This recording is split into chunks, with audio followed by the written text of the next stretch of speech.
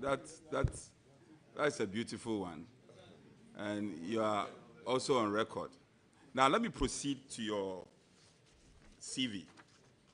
I'm sure you have a copy before you, or you are very familiar with it. Page 2 of your CV, coming under leadership position held. And E, I'm interested in E, ranking member, Parliamentary Select Committee on Mines and Energy. You must have achieved something with that. As a ranking member then. Would you, let me build a question for you. Will you apprise this House in the face of all the beautiful things you've said or spoken to in terms of mining, protecting flora and fauna, our water bodies and all that? Are there things you can boast of as achievement when you were a ranking member on the Mines and Energy Committee in this context? Chairman, I'm very proud of my record as ranking member. I work closely with the chairman then of the committee to prosecute the agenda of President Akufo-Addo. And we made sure we did that in a bipartisan fashion, making sure that the issues that came before us were in the interest of the people of Ghana. And that's what I will continue to do. It's not convincing, you know. It's not convincing. But, well, allow. Well, let me proceed. Honorable Chief, Honorable be Leader, convinced. I should be convinced. Yes. All right, you should try hard.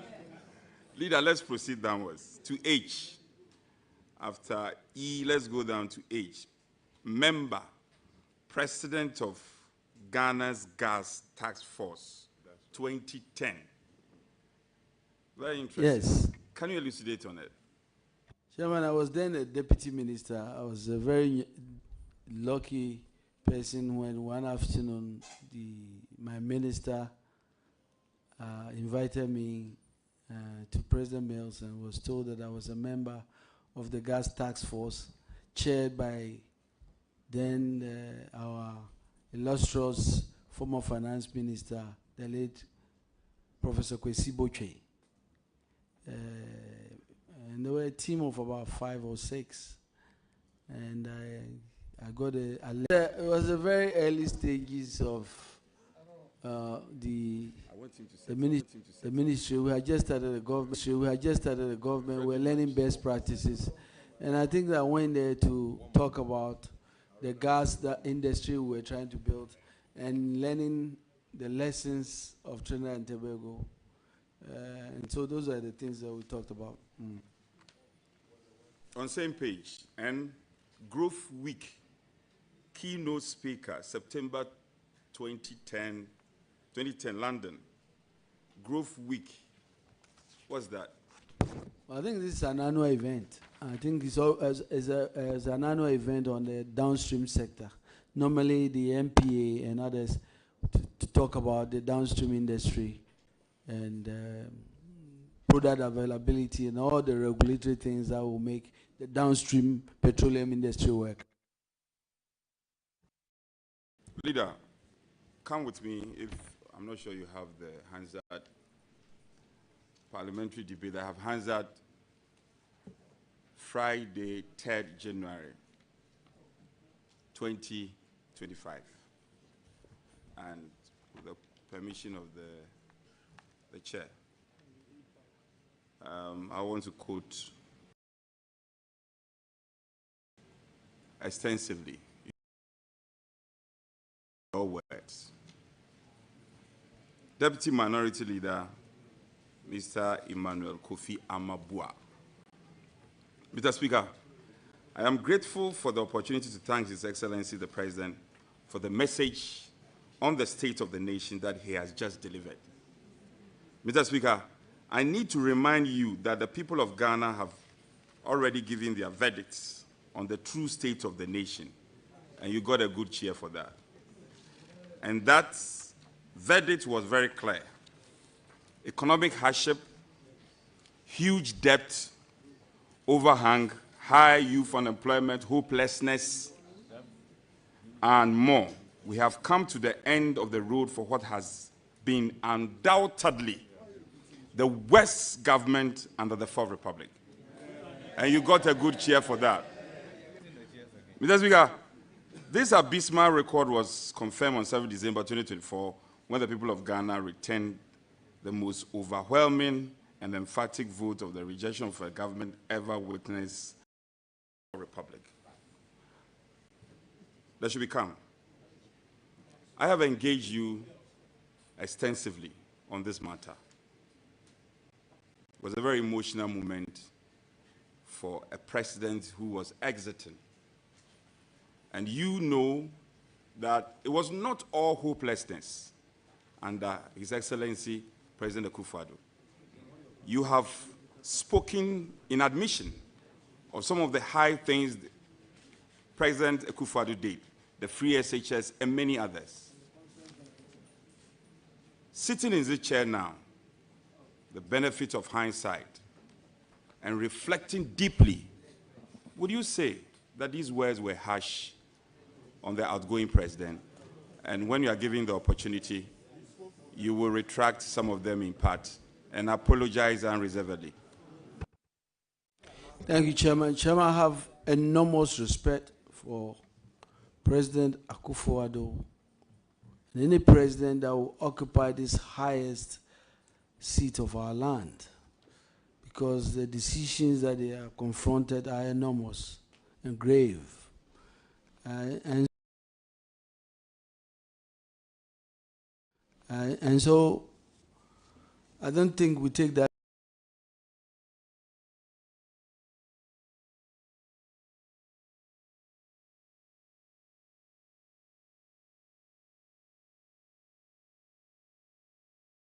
lightly at all.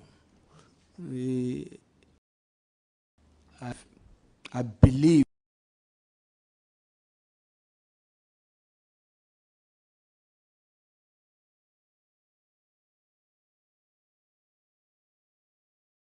and that's the people of Ghana.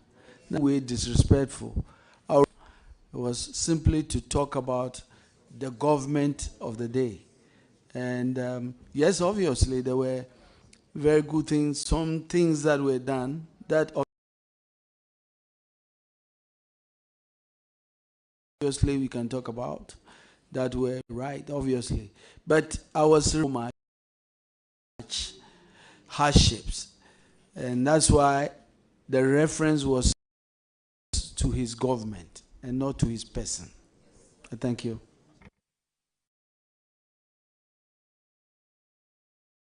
Okay, so please order.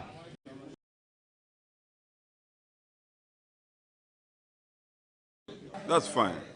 That's fine. That's fine. But I'll give you the benefit of the doubt. You've spoken in context, and in part, I get the sense that, well, you were only a conveyor belt, conveying the aspirations and the views of people, of Ghanaians. But as a leader, you also had a responsibility then to pick and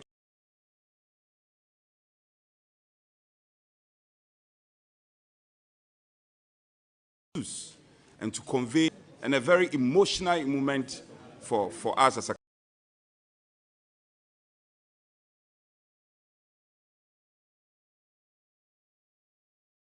country. Reflecting deeper, would you say that some of your work I have answered can convey the exact things that I said. And then another opportunity I can use those words. Okay, so come with me. What was edifying, and to only convey what was important at that time, was a significant and a very emotional moment for us as a country. You answered in part. The new Land Act. Can you educate us on what it seeks?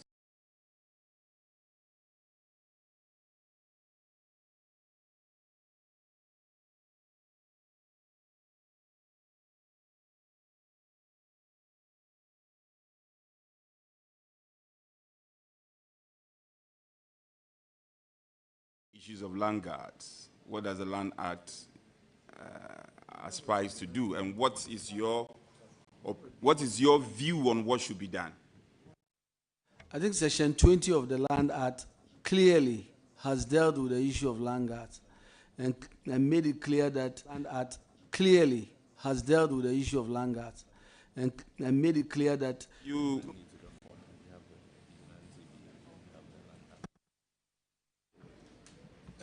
Honorable members, we have an act dealing with vigilantism, and then we also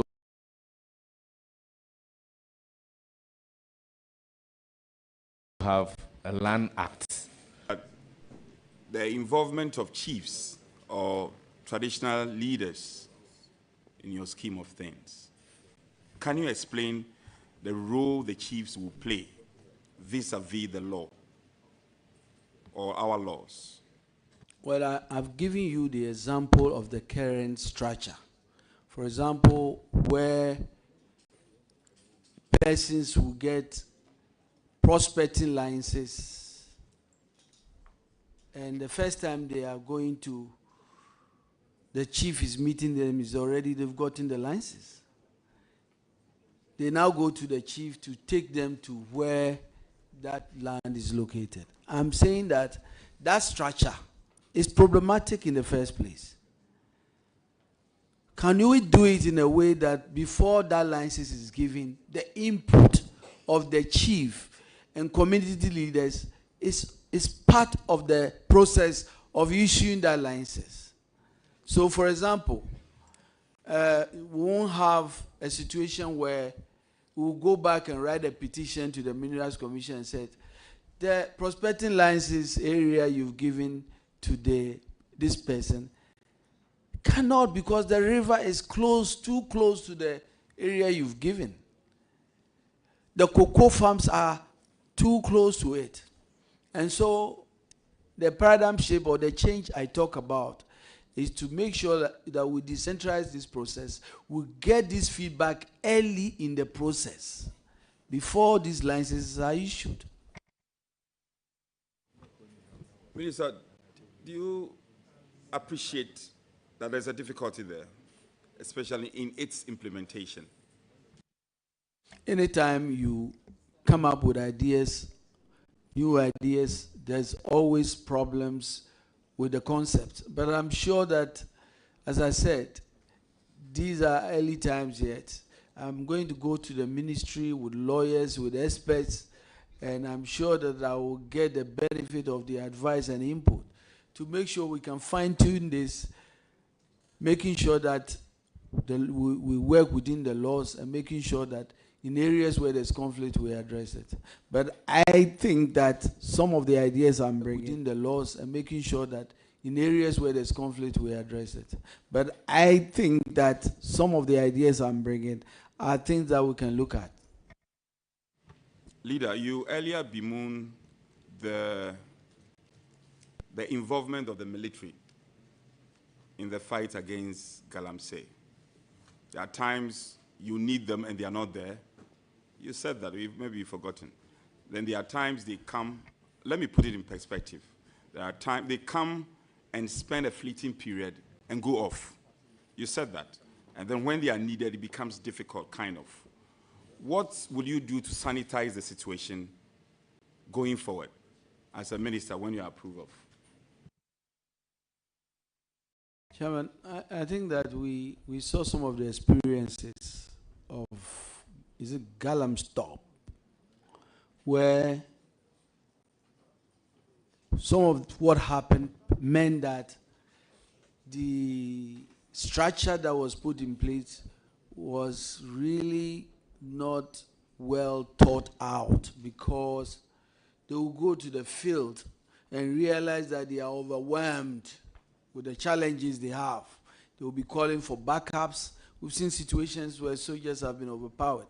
I'm saying that going forward, we must really approach this in a view to making sure that it is long-lasting, that the solutions are enduring.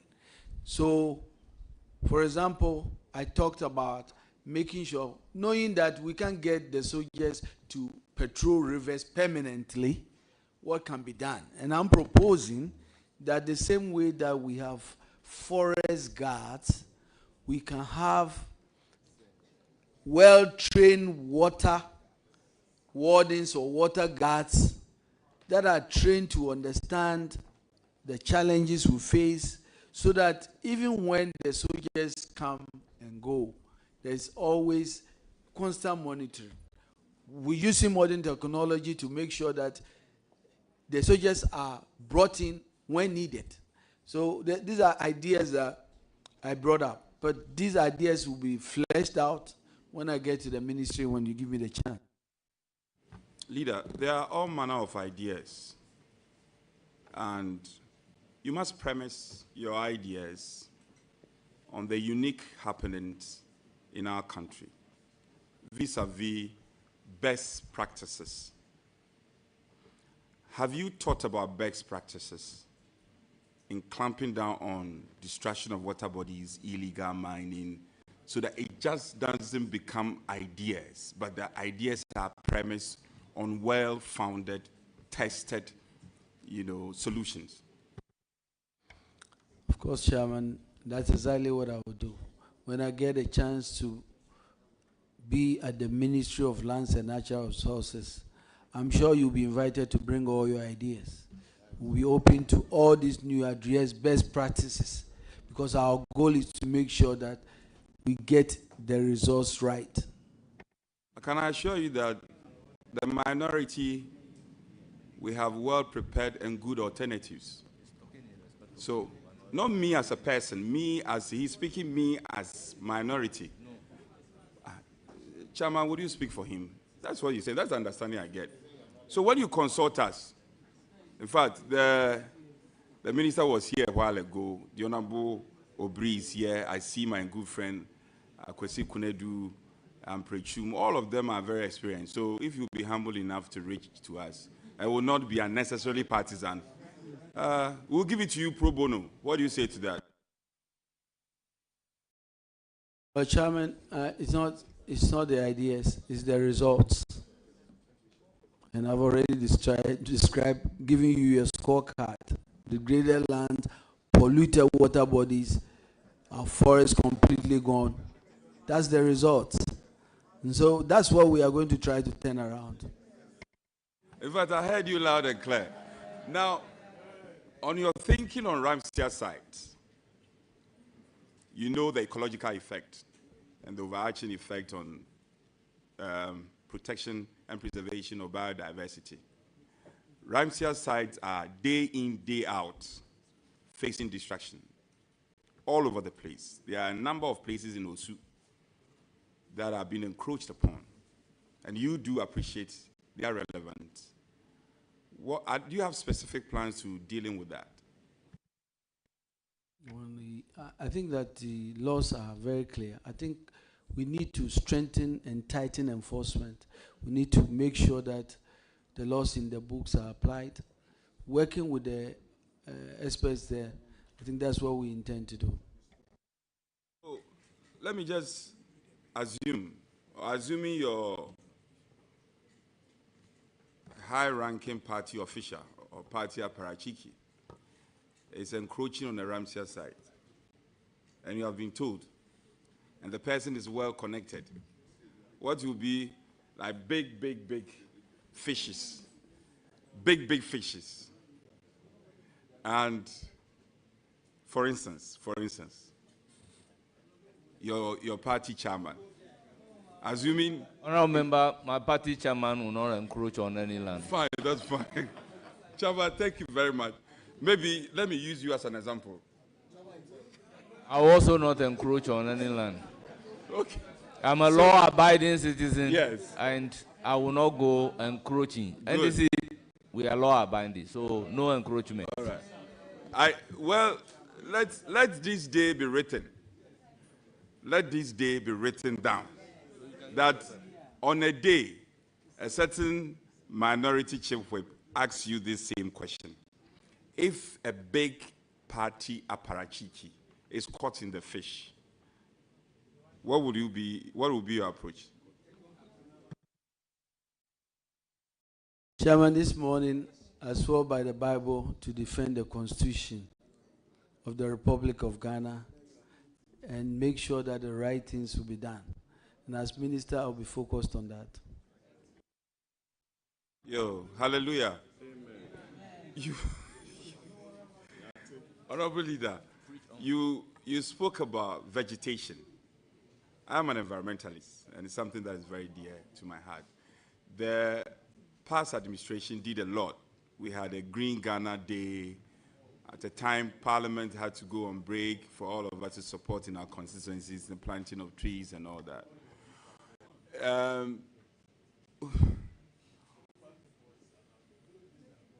You know, the plantation of vegetation feeds into the REDD+ concept and the carbon trade.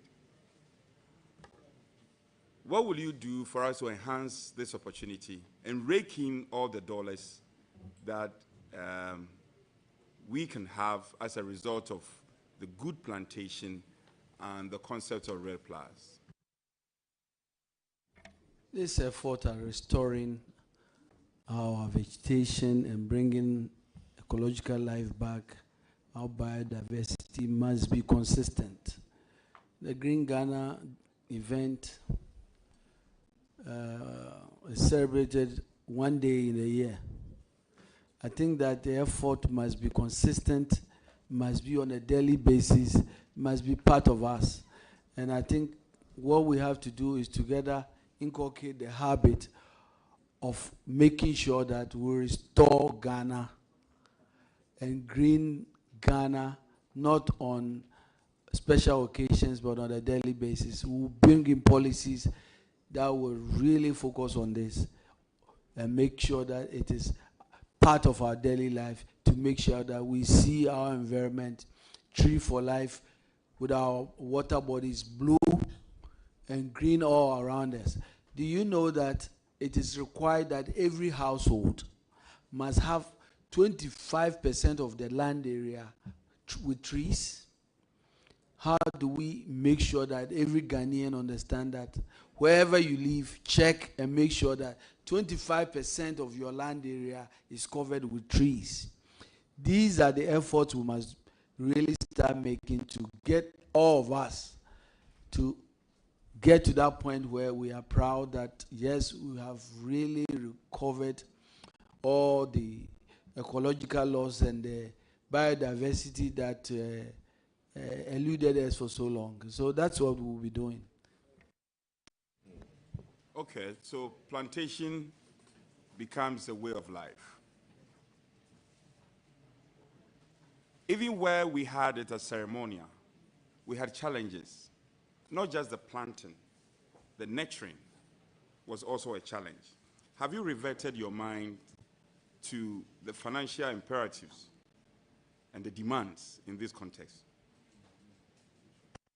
Chairman, yes, well, every time there's a will, there's a way.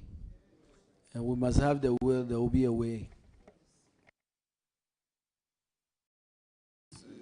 Leader, it's not just about saying where there is a will, there is a way. Yes, we all know that. That cliche is known. We all know it. Tell us specifics.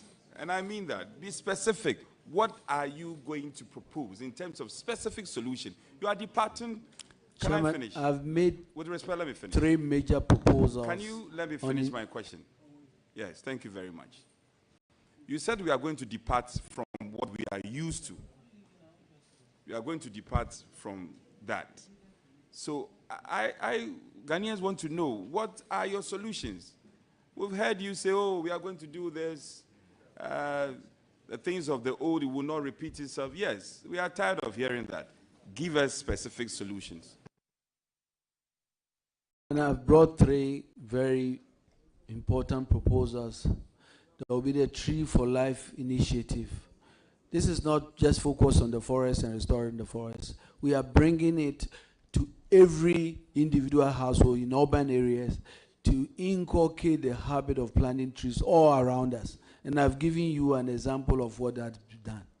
We are going to get everybody excited about doing this, about greening Ghana, about planting trees. And as the young people will say, we are going to make it cool real cool to make sure that we are all green around. And if we are consistent and focused, we can achieve that. What is your plan towards exploitation of salt as a mineral? Chairman, I've already said that we need to make sure that salt exploitation is very critical and is one of the minerals that will help really change our country. And so we must do it well, but we must do it in a way that will not only benefit our country, but will also benefit the communities in the areas where this salt is. We're going to look into that to make sure. And then as we are doing it, we do it in a way that makes sure that it adds value. We create industries that will come out of it. That's where we create jobs. That's where we empower Ghanaians. And that's where the focus will be. Leader, come with me to page 78 of your manifesto. And the chairman will permit me to just make a quotation. The next NDC government would abolish the community mining system, which is highly partisan, exclusive, and defeatist of its own purpose, and establish artisanal small-scale mining corporation for community members interested artisanal small-scale mining. You had earlier intimated to decentralize the mining process. And at this point, you are also seeking to abolish community mining system. How do you marry the two, or the two Chairman, statements? I've already described the reasons why the community mining was just in name. You know, how do you have community mining when nobody in that community knows who owns that mining? The community mining that was envisioned, that's a good idea. But this implementation was a complete departure from that idea. And I gave you the example of my own constituency, how it was implemented.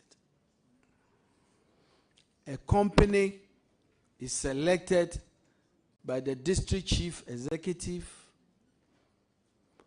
who has all his machines and capacity. They've negotiated and getting a piece of land. And then they've already negotiated the percentages. I'm not sure how many people in the community were part of negotiating the percentages. Then at the end of that mining, you know, the young people in that community will go there as by-day workers and work, and they will pay them 50 cedis or whatever. But at the end of the day, they will be there and they will go and say, community, this is your money, 100,000 Ghana cedi. How much did you get that you are bringing me 100? I'm saying that the departure from this is a program that is going to truly involve the community, in the sense that this is not going to be something driven by some businessman, because we have already given the capacity and sensitization and training to the community. We have given them the decentralized regulatory escape to register their mining company. We have set up the structure to provide all the services needed for them to operate. They will be in the lead, the chief, the assembly members, the community. They will be the drivers, and they will be mining because we have already identified mineralized areas and all the services they need around. The gold board that we envision will be available to provide the support for them to make sure they are not only paying what they need to pay, but they are also selling the gold at the right market value, empowering them. That is truly what community mining should be. And that's what we will do. I see. All right. Honorable nominee, interestingly, you mentioned the gold board. You mentioned it in passing. Now, and your manifesto states in part that the gold board will seek to regulate small-scale mining, amongst other things. Yes, it's there. It's captured in your manifesto. I can quote it for you. Now, you are also aware of the Minerals Commission as one of your agencies. Are you not sure what you should be seeking to do? Is the strengthening of these agencies by way of resources, capacity, training, and all that. So, creating another body, gold board, another animal, gold board, wouldn't they be fighting the already existing Minerals Commission as an agency that is backed by law? You don't think so? And if you don't, you have to explain in detail. Thank you, Chairman. Chairman, you know, anytime you have new proposals, I was here in Parliament when and other things. By the time we sat down and looked at it, all those were ironed out. I think these manifesto proposals are proposals indeed. We now have to go back to the ministry, engage the experts, engage key stakeholders, and make sure we iron it out. Because the intention is a good one, to make sure that we empower people at the local level and make sure that they are mining responsibly and sustainably. That's what we will do. Leader, you know Rosewood? Yes. Yes. And you know that Dr. Apak is not here. He has come to personify the advocacy on Rosewood. You know the challenges it's facing in our country. It is almost going extinct. Has it come to you, and what is your thinking going to the ministry? Oh, I'm aware of it. I remember some of the efforts that were made.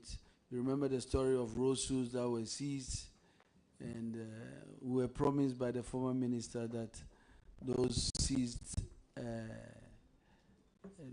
items will be used for the cathedral. I don't know where they are, but yes. So yes, I'm aware.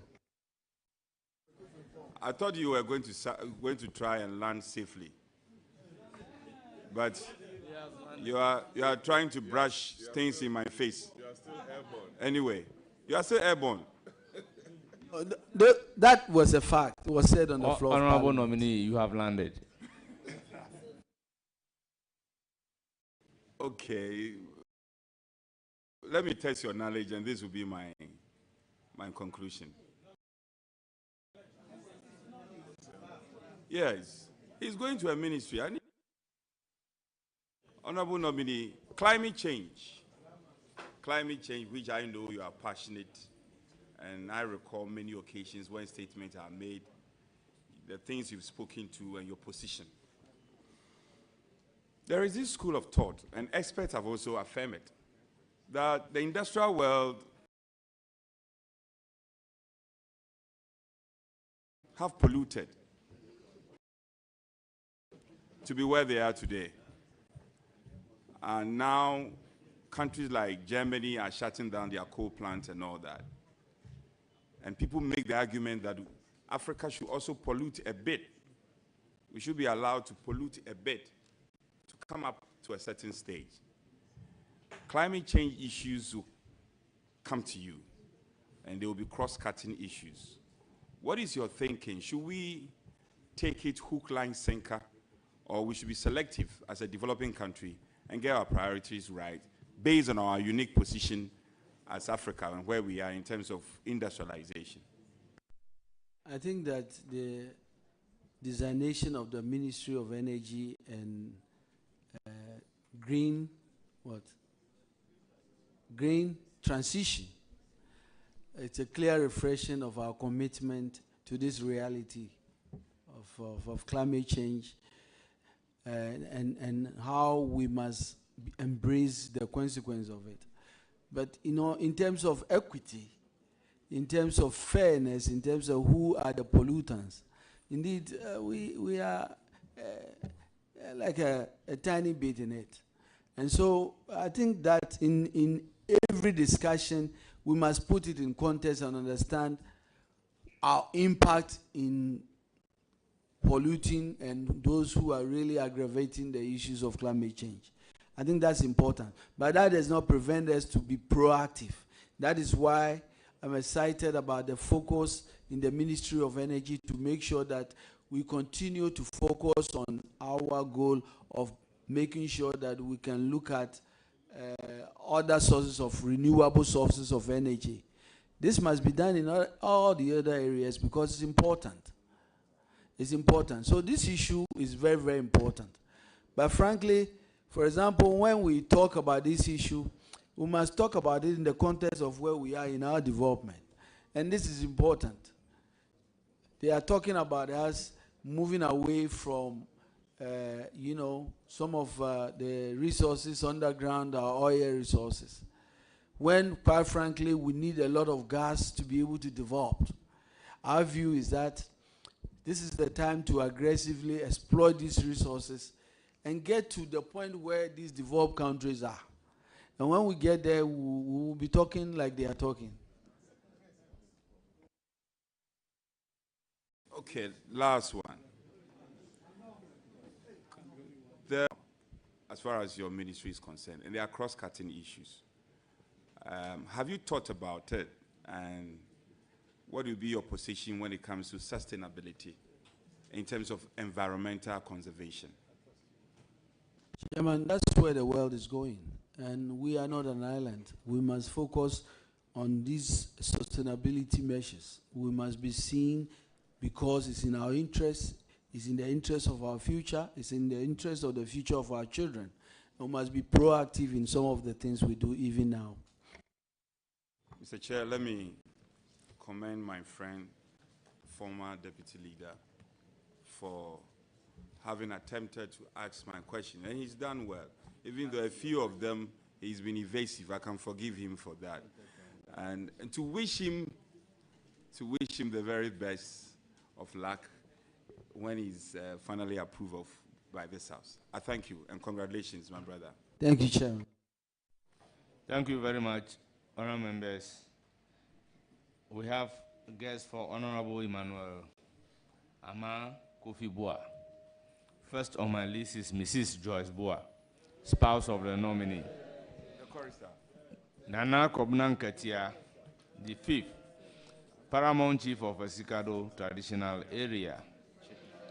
We have Aulai Ejemfi Kwame, the second, Paramount Chief of Nsin Traditional Area. Nsin, okay. Aulai Angama Tu Ajan, the second, Paramount Chief of Ejura Traditional Area. Aulai Atebrukusu, the third, Paramount Chief Lower Axim Area. Nana Kokwale Menzizo Elembele. Nana Awube the second, Ejuakople Elembele.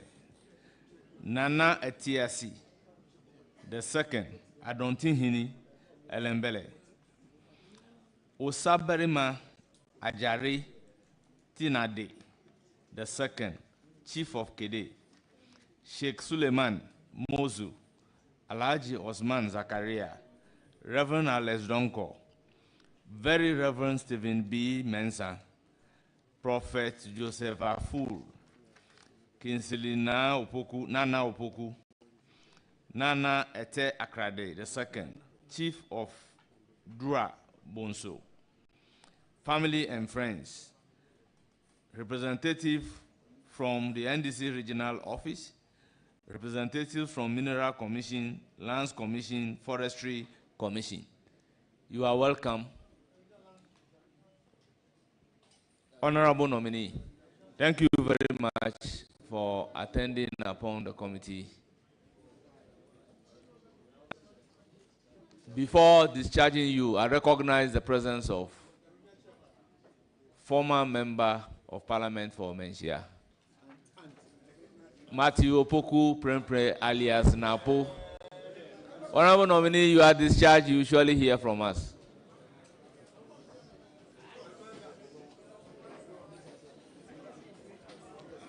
The next nominee should prepare to take the seat.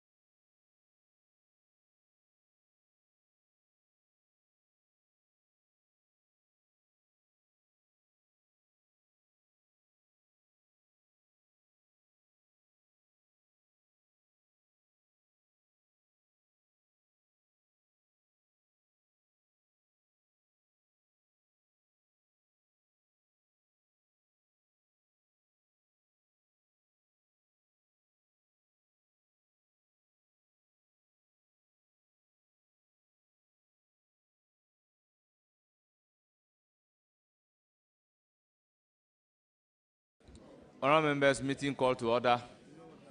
Clerk of the committee.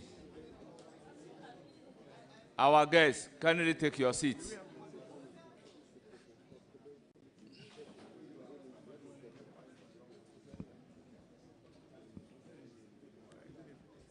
Nime Name Naba, please kindly take your seat.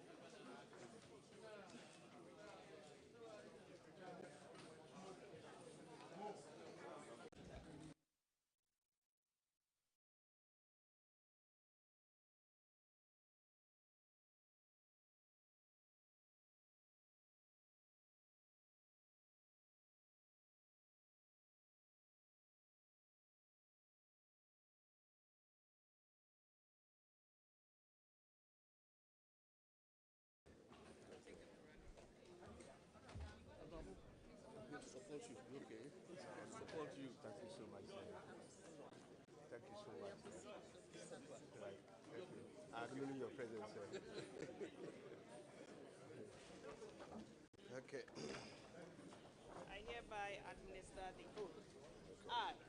I, Ibrahim Tia, Swear by Almighty Allah swear by the Almighty God, Allah, that the evidence I shall give before this committee that the evidence I shall give before this committee touching the matter in issue shall be the truth, the whole truth, and nothing but the truth. and nothing but the truth. So help me Allah. So help me Allah. Thank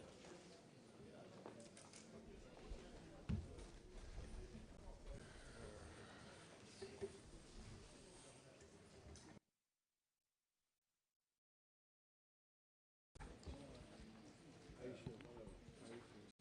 Honourable nominee, kindly proceed to tell us about yourself. Thank you, Chairman. I am Ibrahim Tia, born in Lanbinsi, married, I have 7 children.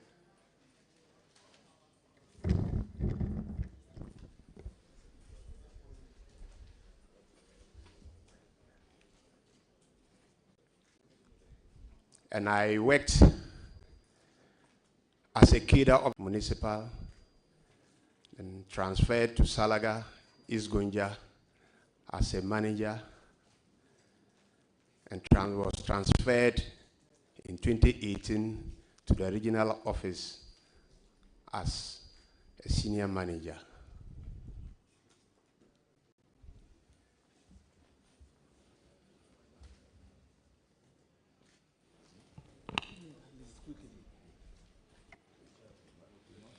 Honourable members, I proceed to recognize Mustafa Yusuf.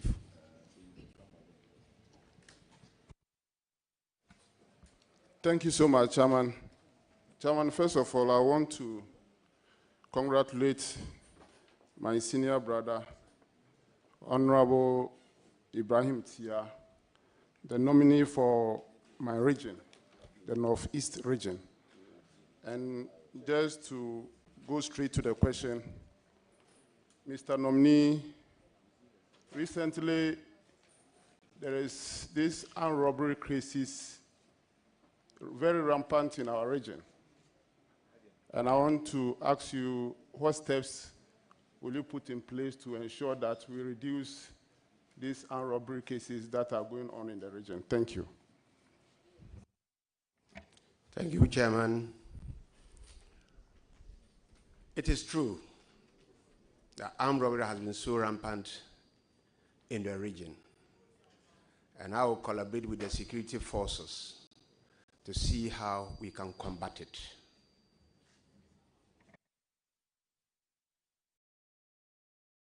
Further question? Chairman, just a follow-up to that question. Mr. Nominee, just about 3 days ago, on a market day in Tantala, there was just a broad daylight armed robbery case in the market. I don't know whether the police, as a nominee, the regional police command has brought that matter to your attention. Thank you, Chairman. Yes, it has been brought to my attention. And the reality of the matter is some of the areas, anytime they arrest armed robbers, Fulanis are always involved in the Mampugomo Aduri district. And I think we have to deal with the Fulani leaders so that they engage their people, and we'll see how we can reduce it. Again, we'll need more visibility of policemen within that stretch to see how we can deal with it.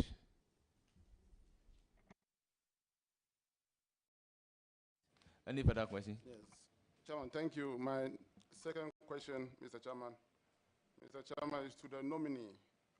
Our region is blessed with very fertile land, especially the area I come from.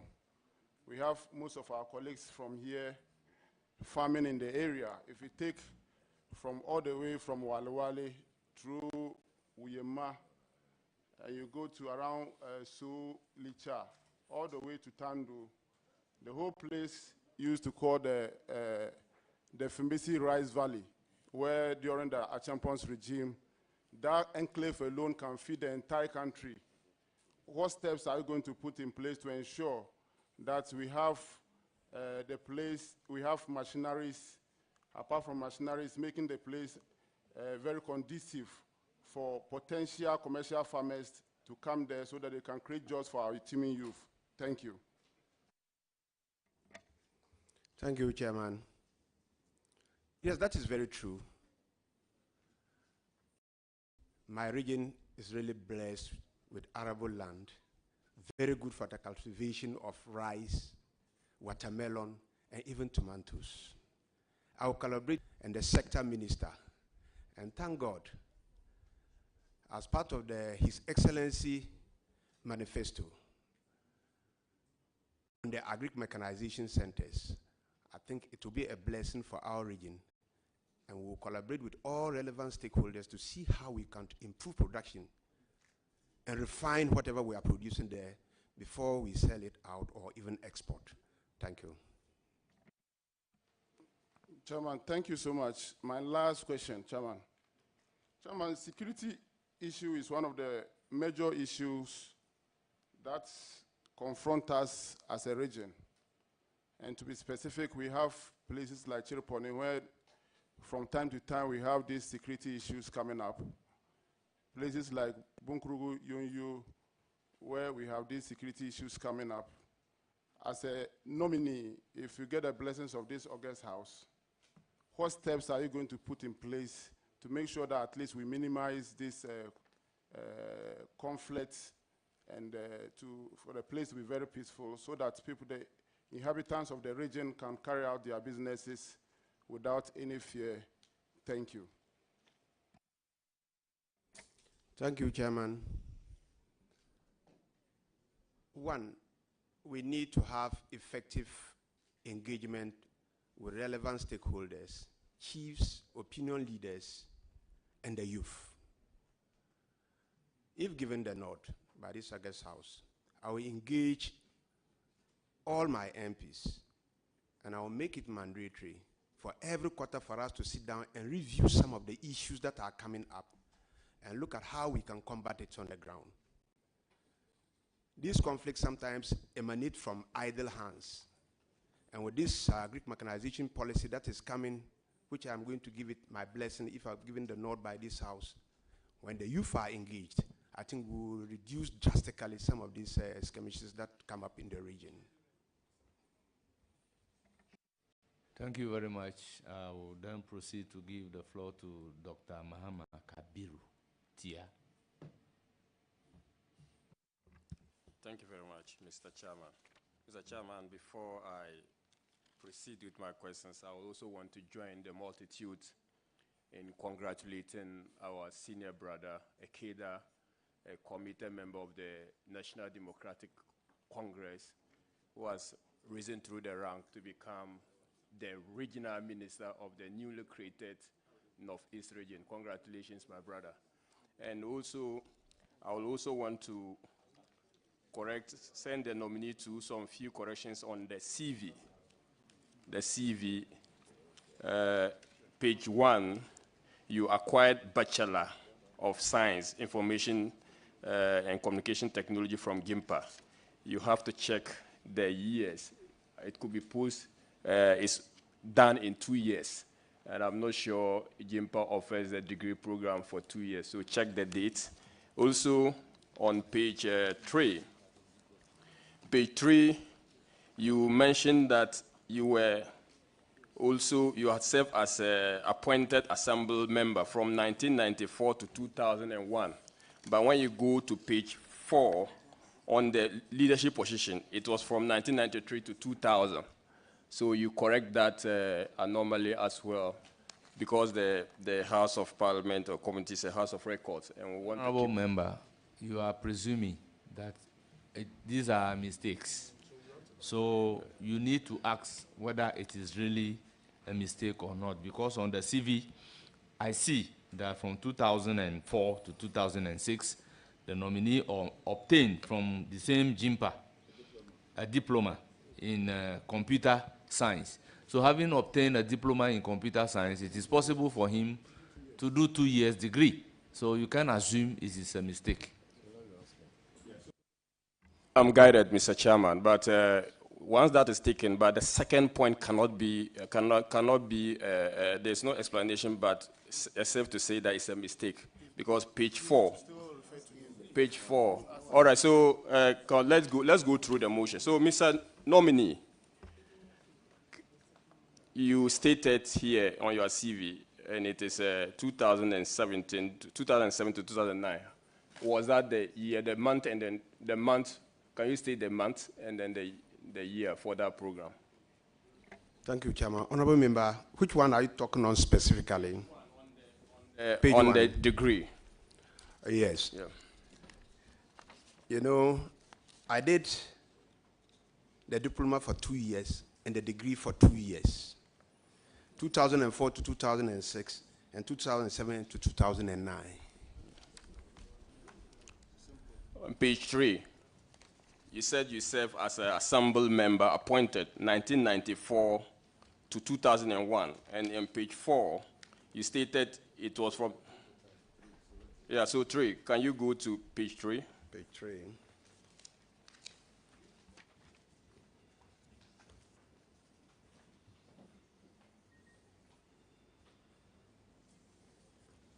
Okay, yeah. On page 3, 1994 to 2001, East Mamprosi District Assembly served as government appointee to the Assembly for 2 terms. Now, compare that with page 4, where you stated your leadership position, and that spans from 1993 to 2000. Is there any explanation for that? I think that might be an error on my part, but I served the assembly for 8 years. When in the 1992, after the elections, and then the assemblies were formulated, I was appointed as a government appointee, and I served the full term until when NDC lost power, that my appointment was revoked. All right, thank you. So you will correct those mistakes and then probably submit your CV to the committee. So my question, Mr. Nob, there are ongoing projects, and I'm sure you are aware of a lot of ongoing projects in the region. We have some of them have been stalled due to the debt exchange program. Some of them are actually inhibited because there's no funding opportunity for them. Now, Lirgo, Nakpanduru, Bonkurugu Road, we have the Wulugu passenger route, we have the Nasia Janga route, we have the Nasia Mimima route. All of these routes, some of them were awarded as far back as 2017. What, as a regional minister, I'm representing the president in the Northeast region. What will you do when you are given the opportunity by the committee to, or by Parliament to serve as a regional in respect of these ongoing projects? Thank you. Thank you, Chair. All projects that have been initiated in the region are so dear to the hearts of the people.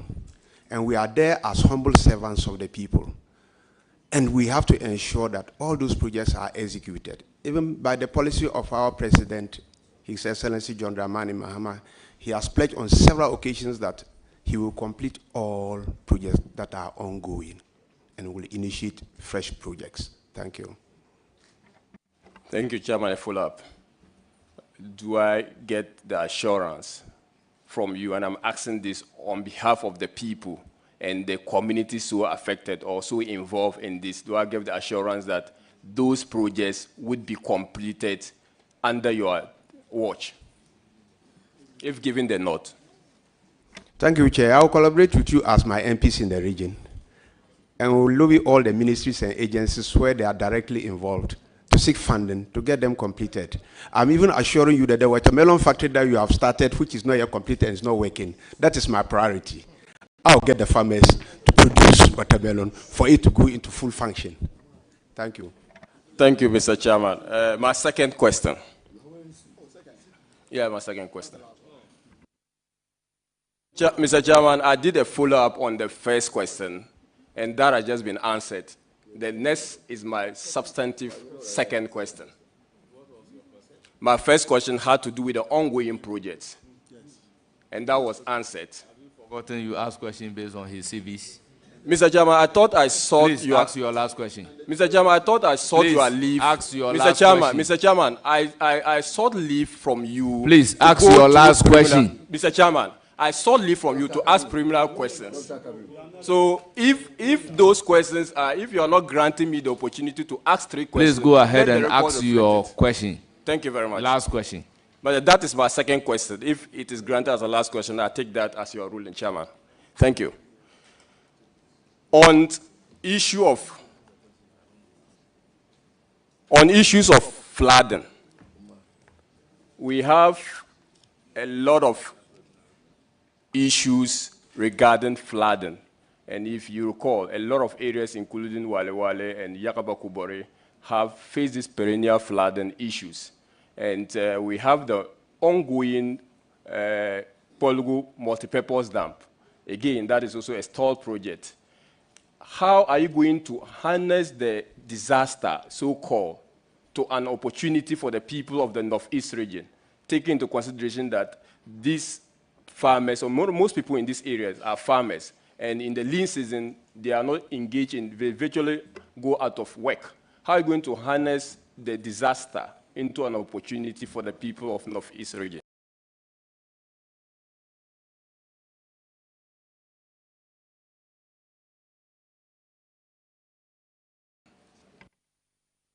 Thank you, Chairman. Honorable Kabiru is my father. He shares tia and I share tia. So I think he will end there because that's my father. However, like I mentioned, of the putting the watermelon factory in Walawale into good use. That is one of the policies in harnessing the water to dry season farming. That would encourage the farmers to do all year farming, to feed the factory. 2, with the floods, I will work with the relevant agencies for us to see how we can handle it. And where some of our communities are living in communities that are not too good, we will see what we can do to advise them to move out of those areas to minimize the flooding that usually occur. For example, Nayoko immediately after Walawale, on yearly basis, they will just be there in the morning, around 7 o'clock, there will be nothing. And by 8 o'clock, water will flood the whole place and nobody can even live in that house. We need to engage them, let them understand if we can divert the floods, fine. If you cannot, it's possible for us to engage them with the relevant stakeholders to see how we can migrate them to safer lands to avoid such a calamity. Thank you. Thank you very much. I will proceed to give the floor to Haji Aladi Ayamba. Thank you, Mr. Speaker.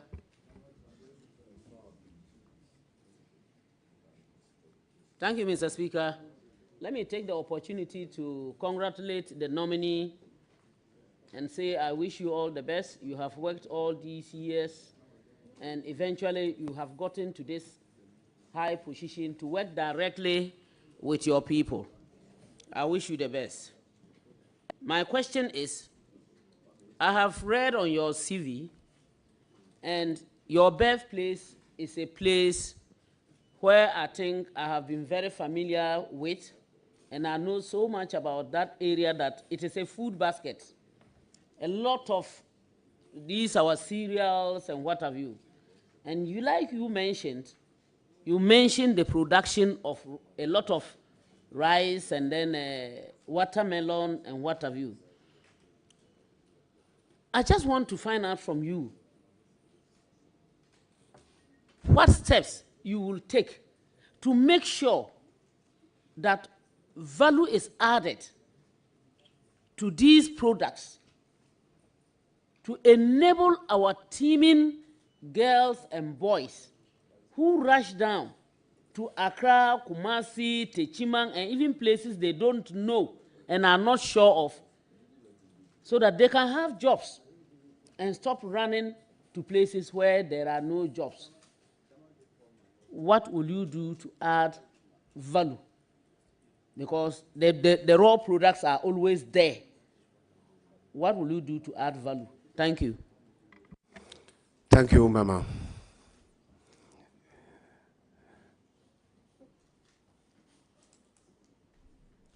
We have to collaborate with the sector ministry, Ministry of Agriculture, Ministry of Trade and Industry, to see how we can put up industries within the Yagaba-Kobore enclave.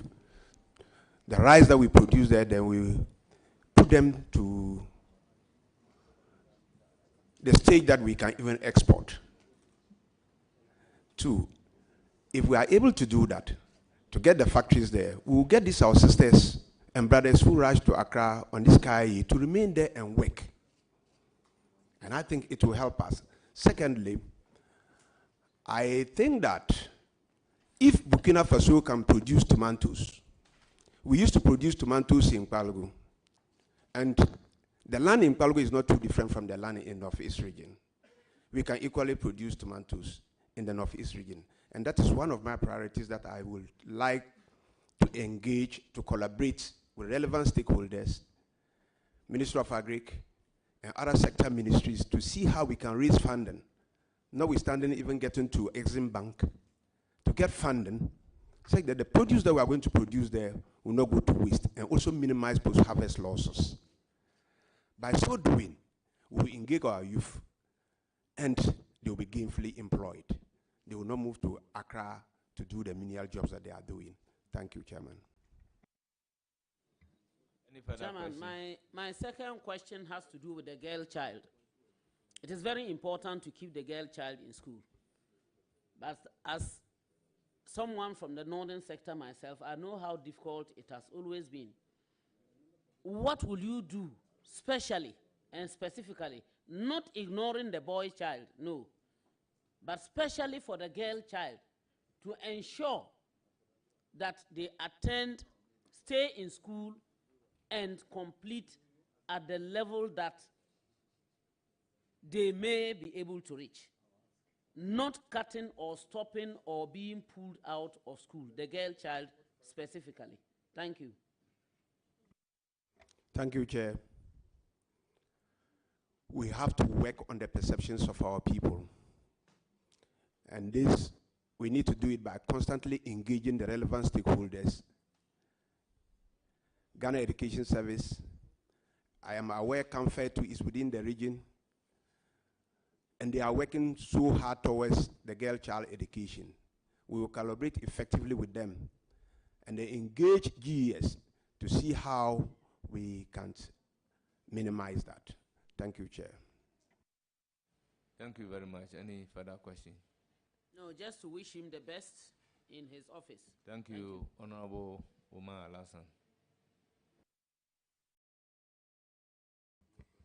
Thank you, Chairman. Mr. Nominee, congratulations. I wish you the best. I know you have worked hard for the party since 1993, and given this opportunity, you really prove that the party, we are here to reset the country. My question is in relation to your area, which is the healthcare.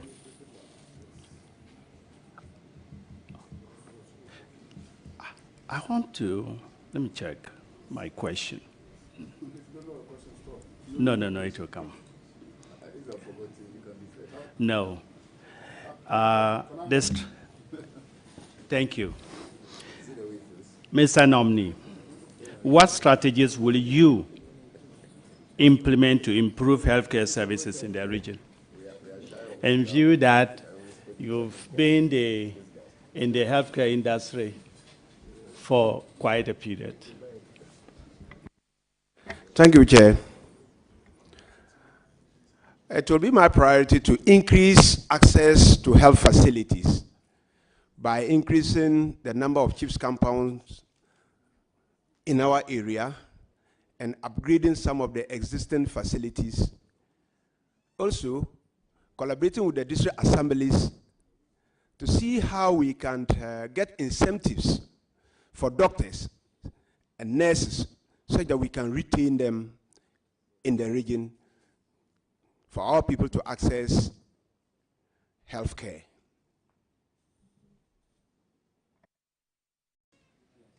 Thank you very much. I will then proceed to give the floor. Okay. All right. You have a further question? Very well. I just want to wish him well. Honorable Ritana Udelesowa, you have a question? Please do. Thank you, Honorable Chair. I want to congratulate the nominee of His Excellency John Dramani Mahama on his nomination as the Minister for the Northeast region. Honorable nominee, congratulations. Your region has a lot of tourism potentials, and I want to know what are some of the programs or measures you would put in place to liaise with the tourism ministry to ensure that you promote tourism to bring more revenue to the area. And also, how would you develop the tourism infrastructure so that when tourists come, they'll have a place to live, which will be affordable and beneficial to the people of the region? Thank you. Thank you, Chair. That is very true. In Gambaga, we have the ancestral graves of the Mushi Kingdom. There are 3 graves, and I think that is another good side that we can develop very well and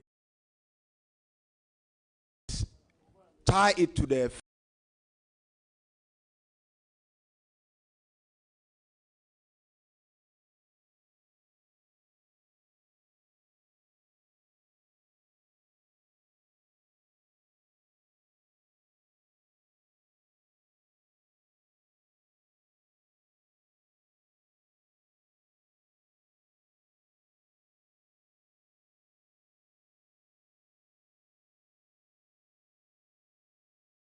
activities that we have within the area, such that that's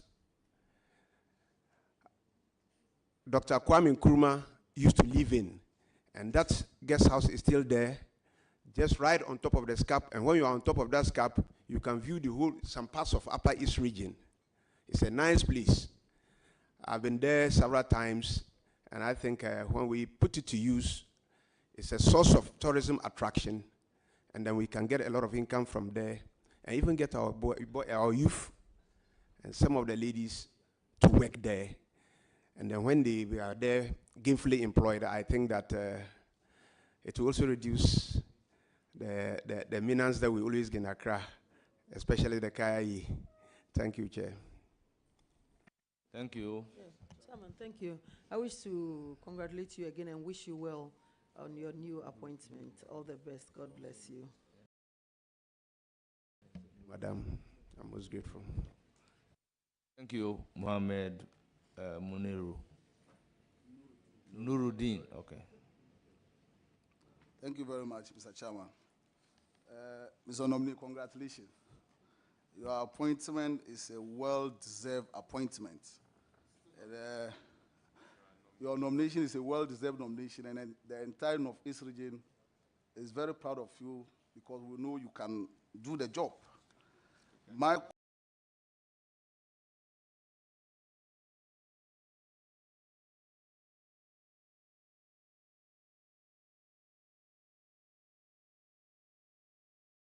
question has to do with the insecurity from Boku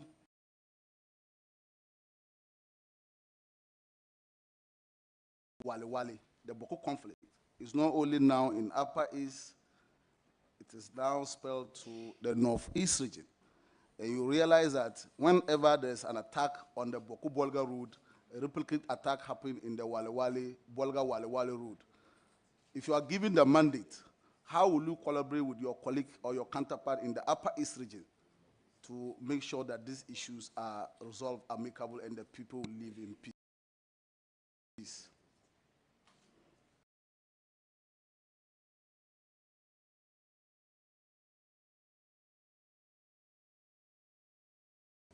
Thank you, Chair. Rightfully so, the nominee for Upper East Region is an uncle. I will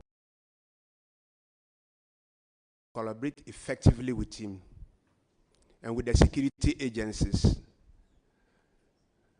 for them to do 24-hour policing of the Wale-Bolga stretch. And I hope that my brother too in Upper East Region, my uncle in Upper East Region will do same on the Bolga-Boku stretch. And when we do that, in the beginning of this month, His Excellency, the President, John Dramani Mahama, was in Boku, and he came to Nairobi. He met both overlords. And I think that that is the best way to start engaging. I think we will get a lasting solution to the problem. Thank you. Any further question? Yeah, a follow-up question to that. Honorable, you realize that in the past few weeks,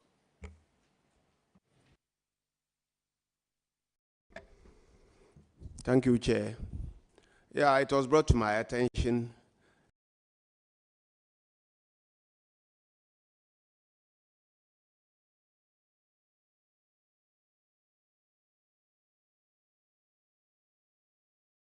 those military men were invited to the chief of Walale Palace and they apologized for the skirmishes that happened in Wale. However, I will not leave it there. I will still engage them for us to see how we can handle it effectively. Thank you. all right. Mr. Chairman, my final question. Let me make that one important for the people of North-East region. And as a young region that was created by His Excellency Nana Dankwa Akufo-Addo, we still have a lot of educational challenges. The government established about 7 senior high schools that are still at the growth stage, and 2 nursing training colleges, the one in Yagba and the one in Wale. And also the previous Mahama administration also started a new site for the Gambaga College of Education. If given the nod by this committee, how will you collaborate with the relevant and get infrastructure at the level of those that are already existent? Thank you. Thank you, Chairman. As I mentioned earlier, His Excellency has promised that his government will continue with all projects that were started by the former president, His Excellency Nana Addo Akufo.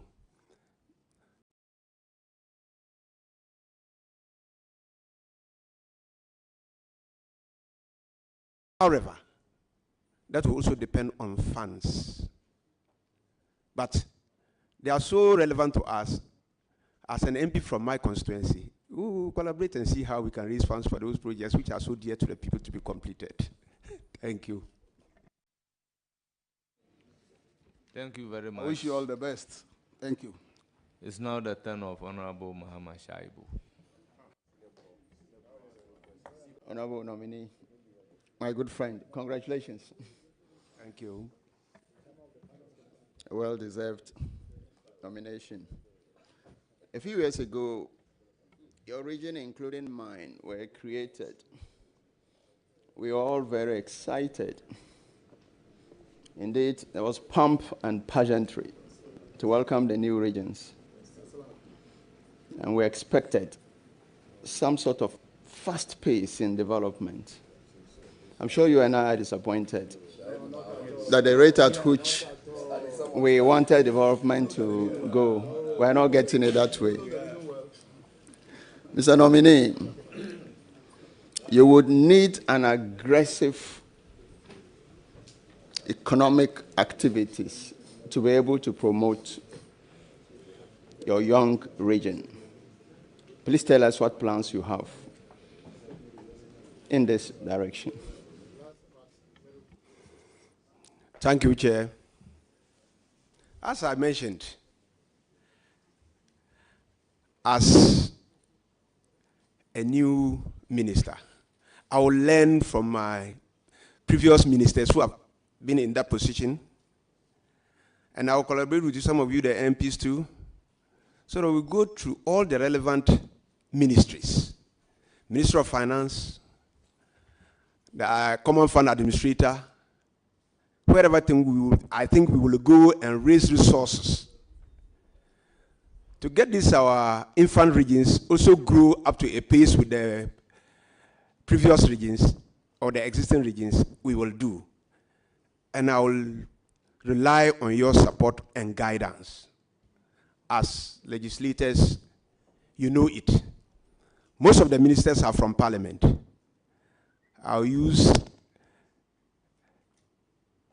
Nuruddin, my father Tia, and Honorable Mustafa. Then we'll see how. And Honorable Alajo.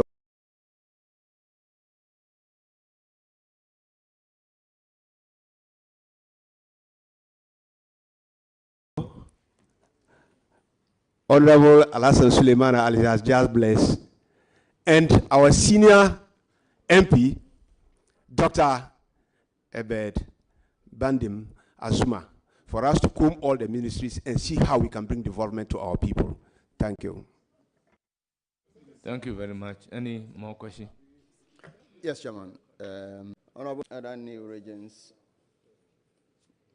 is full of diverse ethnic. It's normally a dominant tribal grouping. The others will normally accuse a dominant of uneven development in terms of infrastructure and the rest. Can you assure the good people of your region, the diverse ethnic groups, that you will have a balanced development in terms of infrastructure for all of them? Thank you. Thank you, Chairman. For sure, that will be my priority. And transparency and consultations with all relevant stakeholders, and getting all the districts within my region having the fair share of the cake is my priority. And I'm assuring this House that that is what I will do, and that is what I will be doing. Chairman, I wish him Allah's blessings. Thank you very much. I will give the floor to Honorable Patrick Yabuama. Thank you very much. Congratulations. I can see your honorable chairman behind you, giving you all the support. It's our former colleague, Honorable Tanko.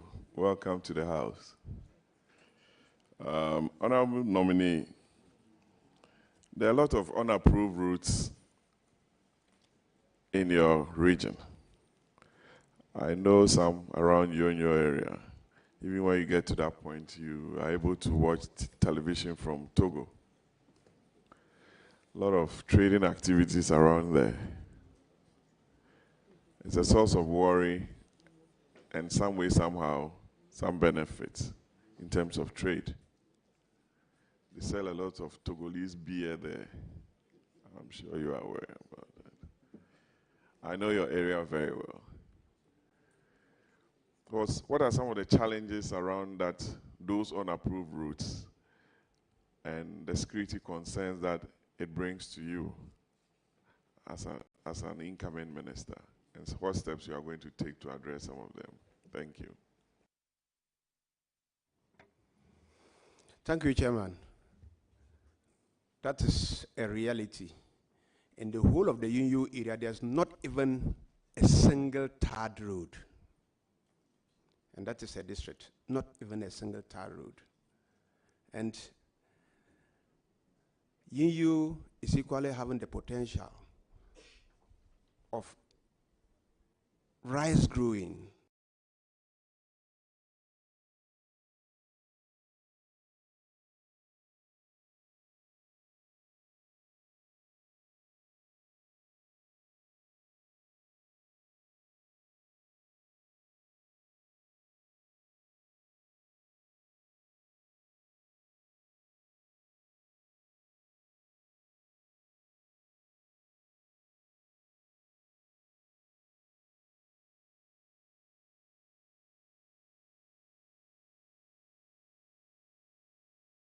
But the route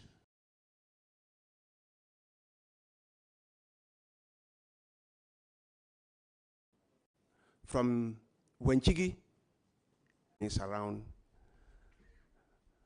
the area to curb some of the armed robberies that go around that side. The area to curb some of the armed robberies that go around that side.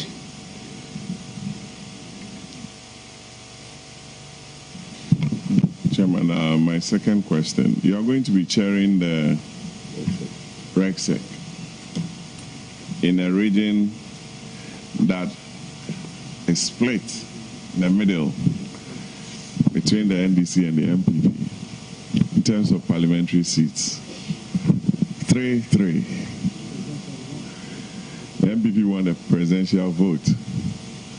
It's always been like that since the region was created. And that's why you have 3 of your MPs on my left here. You need to be a team player to ensure a smooth administration of the region. What assurance are you going to give to us as a minister designate? Thank you, Chair. If you recall, I mentioned that how we can develop the region as a whole. And I'll open my doors for consultations with all the 3 MPs to my right and my 3 MPs to my left. Thank you. Well, it's easier said than done. When you are directed to stop the payment of their common fund,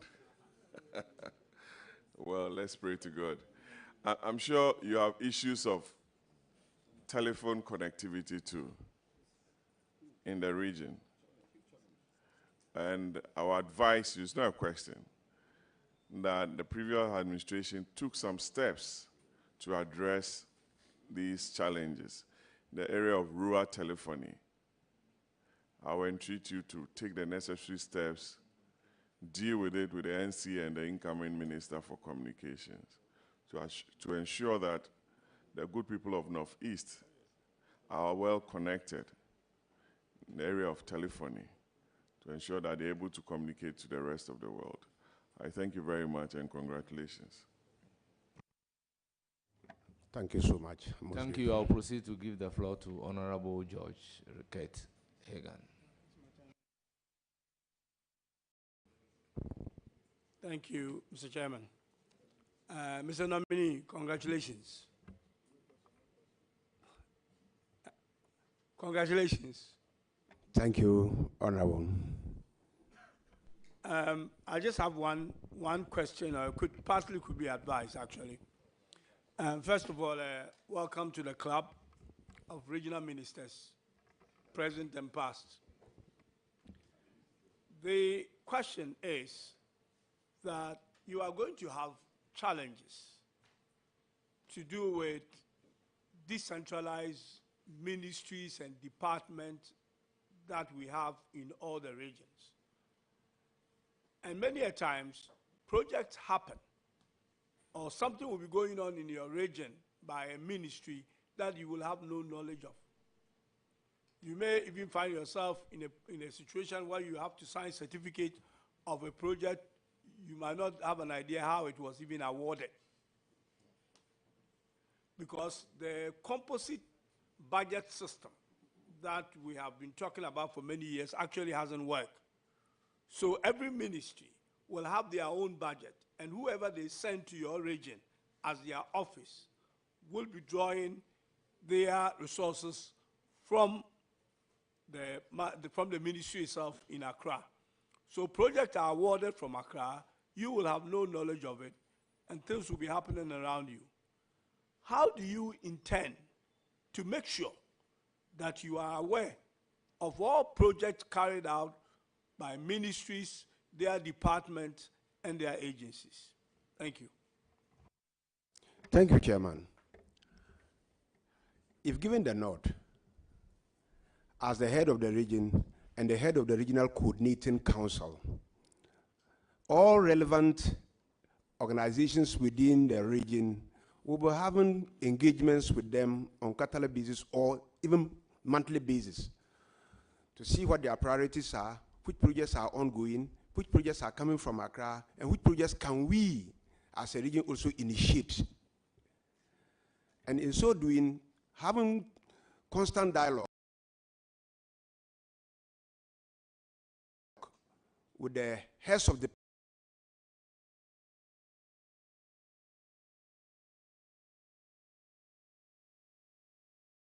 departments and agencies in the region.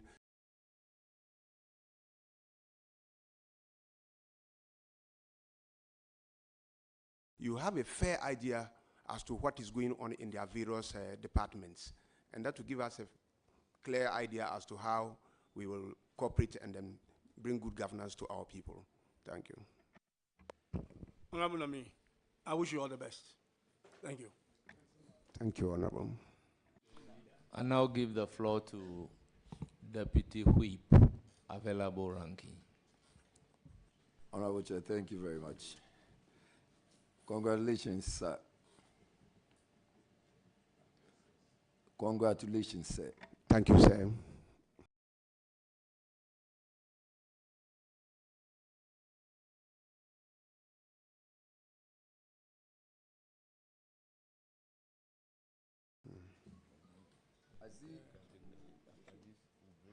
I see you're married with 7 children.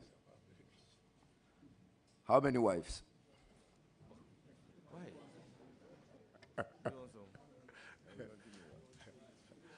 I'm a Muslim and I'm entitled to 4 wives. Please, you haven't answered my question. Oh, I have 2 wives.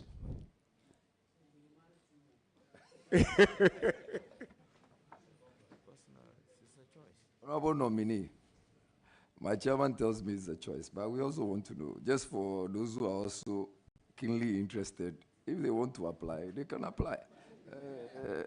I see no problem with that. Or you don't agree interested because you are potential.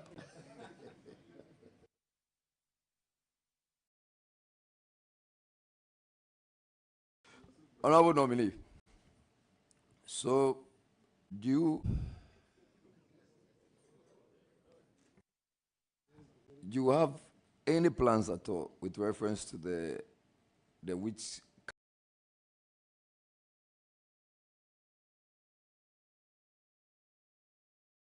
camp in Gambaga?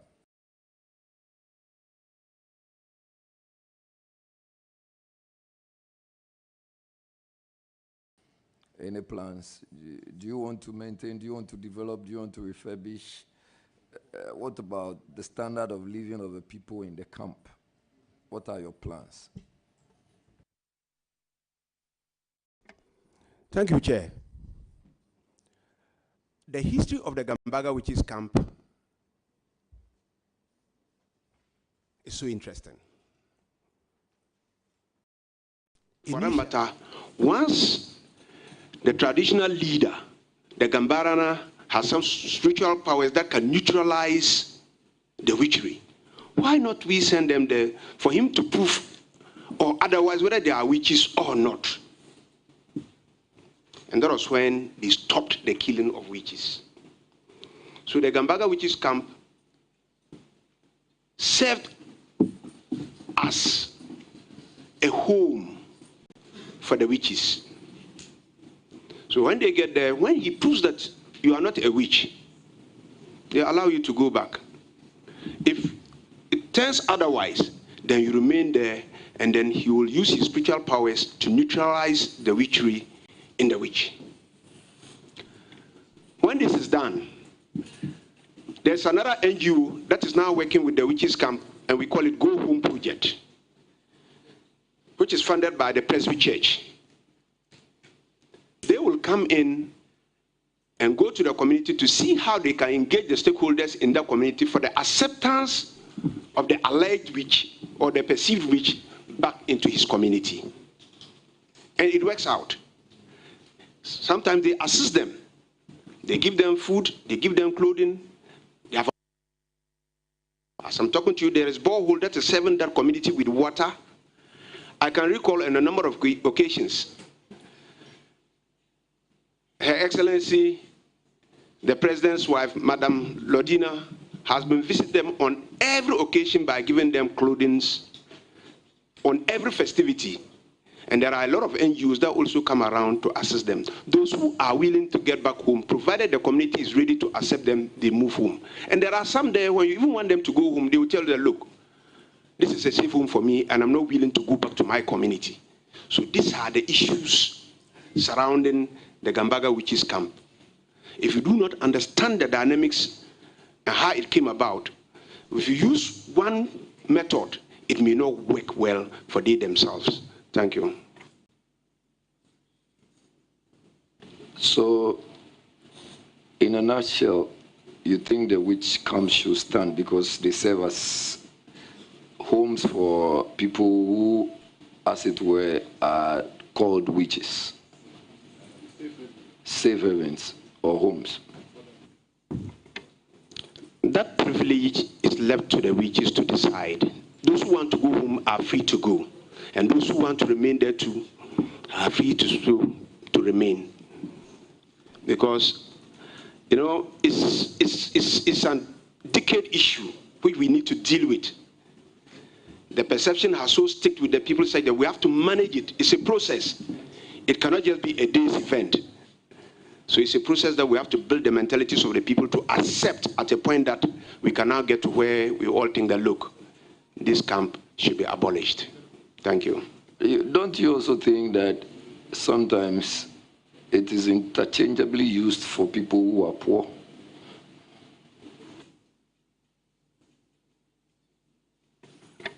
I have observed on 2 occasions at the Gambaga Palace that a perceived or an alleged witch came and they slaughtered the fowls. And the fowls proved that the woman was a witch, and she admitted that yes, I am a witch and I bewitched. So in that case, what else can I say? That is why I'm saying perceived or alleged witch. And if she's the one accused, admitting that yes, this is the reality, what else can one say? Yeah, I think you've been a youth organizer or the organizer of your constituency for about 20 years, and also been a regional secretary for about 3 years, 2022, 2023 to 2025. So if by God's grace this committee approves of your nomination, You are going to be the regional minister of the Northeast region. It's a double-edged sword. You are going to, as it were, be a representative of the National Democratic Congress in that high office of the region. And you're also supposed to be taking care of other political parties, including the New Patriotic Party. How do you intend to navigate this position without seeing your regional coordinating council as an extension of your party office? Thank you, Chair. I am not only a party executive, but I'm a founding member of the NDC. In the formation of the party, I was there. When they were launching the party in Cape Coast, I was there. And as you rightly mentioned in my CV, I've served the party throughout my life. And Honorable Nuruddin from Gambaga was my boy. And now he's an MP under MPP. He knows it. He worked under me. So he knows my capabilities. And I think I can handle everybody in the region. I will not be biased at all. We want development. And where we are, we need to work collectively to develop the region. Thank you. I want to find out, have you perchance seen or perused a report from the Ghana Statistical Service? That's a 2021 Ghana Statistical Service report on population and housing census. That says that water and sanitation, over half of the Northeast region, the urban household practice open defecation. I've heard of that, but I've not read the document. So assuming that that is the case, there is open defecation. Wherever you pass, there is something. You are a fine gentleman going into this big office of regional minister. What will be your plans and policies to eradicate open defecation? Thank you, Chair. Continuous sensitization of our people in the rural communities will do the deal for us through the assembly structures. And again, I intend collaborating with my MPs, the 6 MPs in the region, for us to see how we can raise a dealing rate that will provide all the communities in the region potable and accessible water. That will also minimize some of the polluted waters that we have around. Thank you. I was talking about open defecation. Yeah, when we have water flowing to the houses, I think it will keep some of the open defecations, because some of them can even provide water closest for their house, provided there is water for them to use. And aside that, like I mentioned earlier, continuous sensitization with the communities through community development, social welfare, and I think we can get it eradicated. Thank you. My chairman says good answer. I think he's your #1 supporter here. I want to find out from you, as regional minister, do you know what is expected of you? Do you know your roles, what you are supposed to go and do as regional minister? Yeah, it's a huge challenge. I am there to monitor and supervise all the MMDC, DAs, and the district assemblies in the region. I think that is not all. So I was hoping that you, in fact, I need you to elaborate.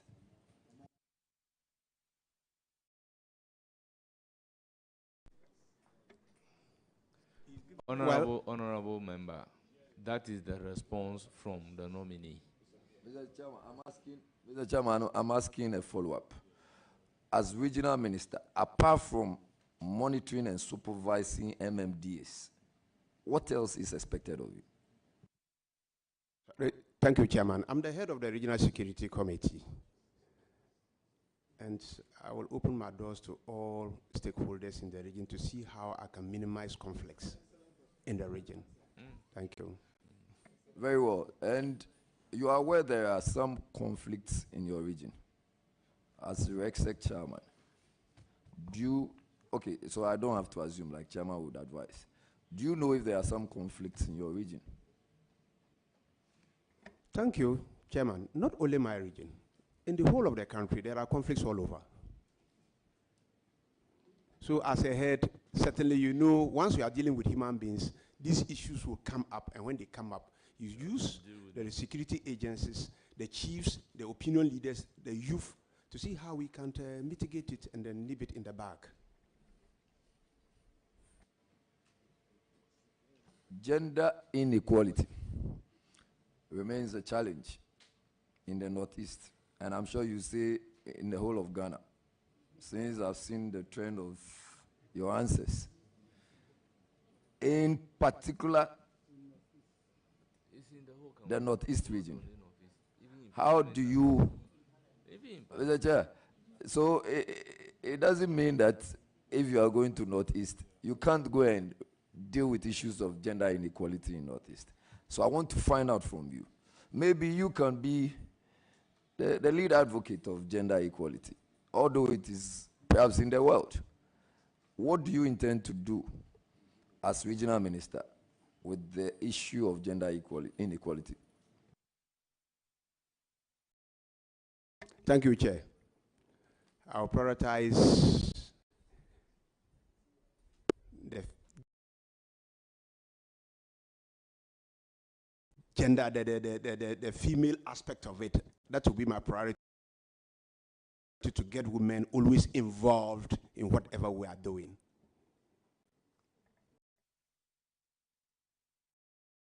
Are there some tourist sites in your region, and what do you intend to do with them? Please, this question has been asked and answered, so maybe if you have another. Yes, I do. High poverty rates in the country. Any special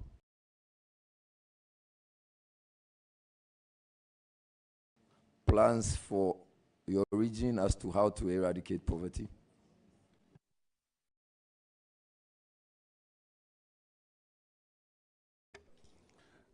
Thank you. My region is blessed with arable land for farming. And I think if the Ministry of Agric, Ministry of Trade and Industry, and all other relevant organizations that will assist my region, we can produce rice in my region to feed the whole country. Secondly, I mentioned earlier, the legacy the MPP government left uncompleted because it is not yet put to use. The watermelon factory, which is there, and our people are watermelon farmers, will put it into use and get our youth into groups. We can produce tomatoes in East Mamprusi, and that is my major priority, where we'll get all the farmers engaged in all-year farming, and no vehicle, about 100 vehicles leave Kumasi and go to Burkina Faso to purchase tomatoes. And I think with the collaboration of this August House, with my MPs and the Minister of Agric, Minister of Finance, if we get the required funding, I think we can do the trick for the country in the course of tomato production. Thank you. Yeah, I think I'm more excited about that response. I want to also find out, how do you intend to integrate the Northeast region into the broader national development agenda, as in ensuring that it receives maximum attention and resources from central government?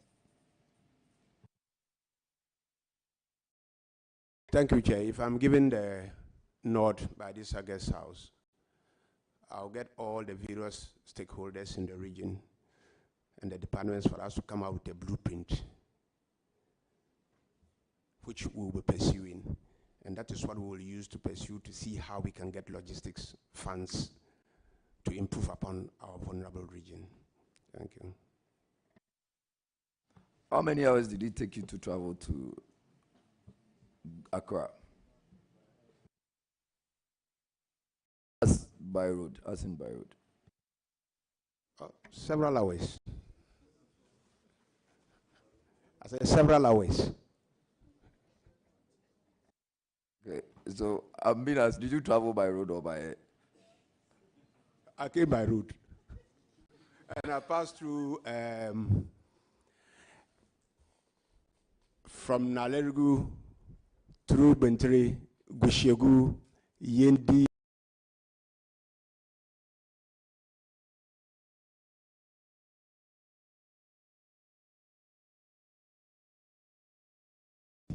Bimbala,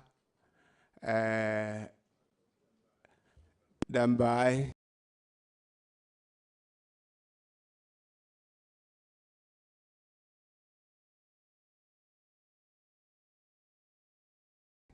when I got there, I got stuck.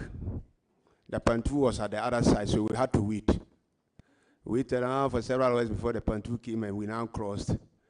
And really, that really delayed our movement into Accra. So I'm pleading with Reference to the climate. And this includes desertification and unreliable rainfall. Do you have any plans at all to see how you can well work on some of this unreliable rainfall and desertification? I will collaborate with all the relevant agencies for us to see how we can manage that. Just a follow-up. Do you have an idea which agencies you are referring to? Ministry of Agric, Forestry Commission, EPA. Thank you. I wish you very well, Mr. Tia. Chair, that will be all from me. Thank you, sir. Honorable Tia, congratulations. Thank you, sir. I then proceed to recognize a guest seated behind you and available ranking. That is to my discretion. Oh, I'm just asking my chair if he doesn't have any questions. Honorable Alhassan Ligby, former MD, Metro Mass Transport. Honorable Ibrahim Abdul Rauf Tanko, former MP and Regional Chairman, Northeast Region. Chief Adam Bad Munsuguru, Chief of Gbani. Chief Zakaria Nantoma, representative of the overlords of Mamprugu Kingdom.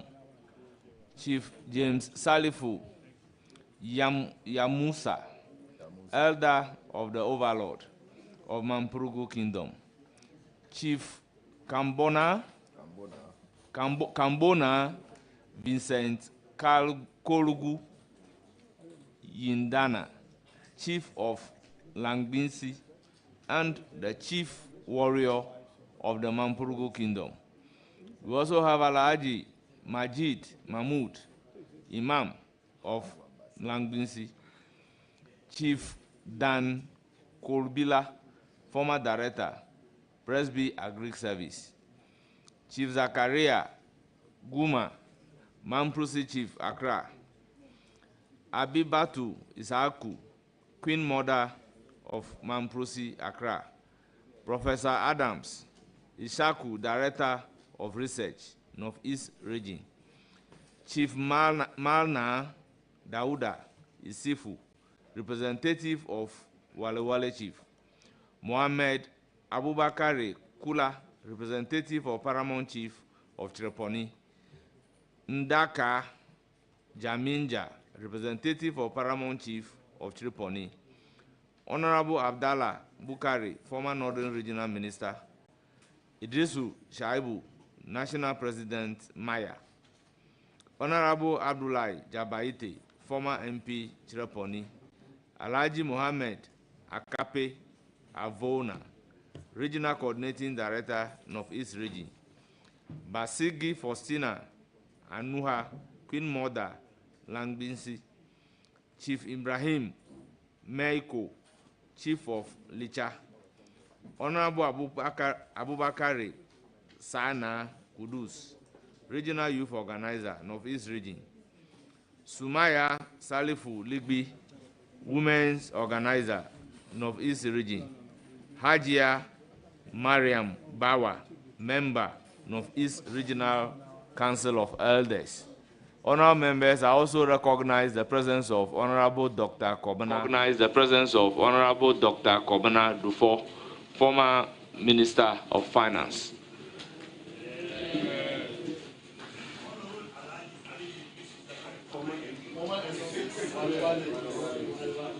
You are well recognized. Honorable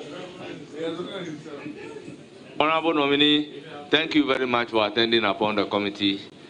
You hear from the committee and you are hereby discharged. Thank you so much. I'm most grateful. Yes.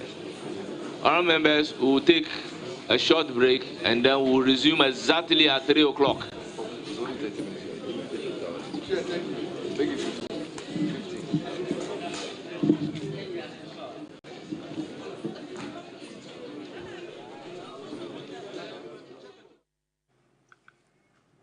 Well, we have just heard from Tia Ibrahim, who is the Minister Designate for the Northeast region. Before him was the Honorable Member of Parliament for the Elembele constituency, Emmanuel Kofi Amabua.